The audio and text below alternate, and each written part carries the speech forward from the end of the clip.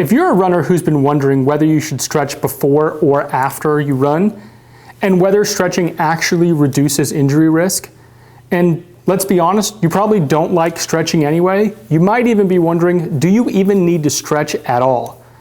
If that sounds like you, then in this video, I'm going to tell you the definitive facts of whether you should stretch, when you should stretch, and whether stretching will help you reduce your injury risk. Hey runners, I'm Dr. Kevin Vandi, physical therapist and running specialist with Competitive Edge Physical Therapy. Thanks so much for tuning in. I know this is a heavily debated topic, and it's likely something you've been trying to find a concrete answer to. Should you stretch before you run? And if you do, will it actually reduce your injury risk? Well, I have some good news for you. If you don't like stretching and you feel it may be a waste of time, or maybe it hurts, or you find it to be boring, all true for most runners, by the way, then guess what? You do not have to stretch before you run. Here's the reason why.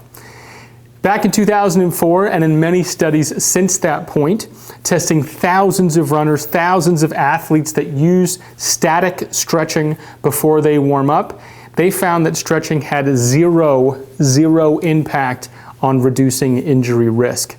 That's right, stretching didn't do anything. In fact, what they did find was that if you did prolonged static stretching, meaning you stretched and held the position, what they found is you had a slight increased risk of getting injured in the event right after that. So, static stretching, the stretching where you may reach and touch your toes, or bend down and stretch your hamstring, or put your foot behind you and stretch your calf and just hold it. Those static stretches have been shown to not be beneficial for reducing injury risk, had not to be beneficial at improving your performance when you go out and run, and in fact, they may actually hurt you. So you have my permission to stop doing static stretching before you run. But then when should you stretch? Because stretching feels good, right? Makes you feel more mobile, makes you feel like you have good range of motion, even eases soreness and tightness for many people. So when is the best time to stretch? Well, what research will tell us is after you're warmed up, when you're sweating, when your body feels warm, maybe after doing some strides, maybe after doing a short quarter mile, half mile warm up, that's a decent time to add in some mobility work. Mobility and stretching aren't exactly the same thing. Mobility could be foam rolling, mobility could be dynamic stretching, like walking, grabbing your knee, tucking your knee up, putting it down, doing it on the other one. Dynamic stretching does very well to do multiple things. It increases your heart rate, increases your blood flow, and gives you the appropriate length-tension relationship between your muscle, tendon, and your body. So dynamic stretching, very good to do before you run, but after you've warmed up to some degree. Now, warm-ups, what does that look like? Is there a perfect warm-up? In a lot of cases, you want to get your heart rate up, so that could be walking uphill, doing a very slow, light jog. Just do less of the thing you're going to do for your workout. So if you know you're going to do a speed workout on the track, just do some easy jogs around the corners and fast walk the straights or vice versa. Again, you just want to get your heart rate to the point where it's not at base level and you don't feel cold and stiff. Another thing you want to do is you want to increase the temperature of your muscles. You want to actually make them warm. And the best advice I can have for you for that is just get sweaty. Don't go into your workout till you start feeling moisture on your skin. When you do that, you know your muscles will be warmed up enough. That's what we mean by warm up. We literally mean like an increase in temperature of those tissues. That'll also get them primed and ready for the activity. So that's dynamic warm-up, dynamic stretching. But what about if you want to increase your range of motion? What about if you want to increase the length of, say, your quadriceps or hip flexor or calf? When then is the best time to do that type of stretching? That's actually best after you're done with your run. So after your run, you may have created some lactic acid, your muscles may be sore or stiff, or they could be sore or stiff if you just immediately stopped your workout and then went home. So that would be the time to add in some stretching. It could be static stretching where you get into position to hold it, could be dynamic stretching. Both can be good in that situation. But I have some pretty wild information for you. And this is that even then, even after you're done working out, even though that might be the best time to add in stretching, it still has a very marginal, if any, impact on reducing your injury, and even a marginal impact on reducing your soreness, especially when it's static stretching, when it's the stretch and hold.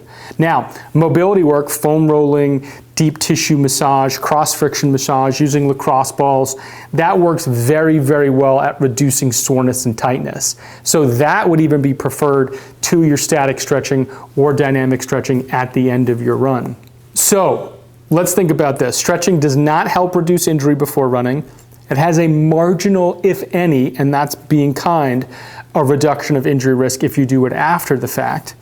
And even for runners, let's look at running in particular, you don't need that much range of motion for running, right? Your knee only bends anywhere between 20 to 45 degrees. You don't go through that much range of motion at your hip, so you don't need a lot of stretching of those muscles. So for runners in particular, stretching doesn't have much benefit as even a gymnast or even a ballet dancer, let's say. They need a lot of range of motion, stretching their legs overhead and reaching their arms to the end of their range. Runners don't need that. So you don't even need to stretch that much. And isn't that the greatest news? You don't like stretching anyway, most of you.